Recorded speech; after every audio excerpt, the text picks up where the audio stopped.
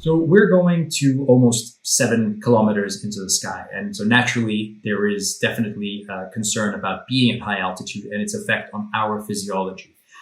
The way that we run this expedition, so we have a long form expedition. We're not trying to do this. We're not cutting corners. We're not trying to do this in a fast sprint by any stretch of the imagination. We have the longest possible opportunity on the mountain, which gives us a lot of time to acclimatize. Acclimatization means allowing our body to get used to being at high altitude. We have a lot of videos and a lot of stuff on our blog that talks exclusively about acclimatization and the medications and how we think these should interact one with the other. And I highly recommend that you go into that. I'm not going to go into that in any great detail right now. But what I will say is that the way that the itinerary is run is that we have a lot of time to acclimatize. Our bodies are given that opportunity. We have a lot of time to rest and recover. We also have opportunities where if acclimatization is not possible on the first rotation, we have enough time to go down, recover, and give it another try as well. So it is really built into this itinerary that we are assuming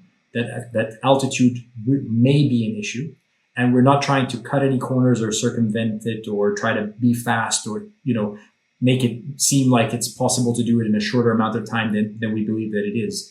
And that's why we have our Aconcagua expedition built in the way that we do.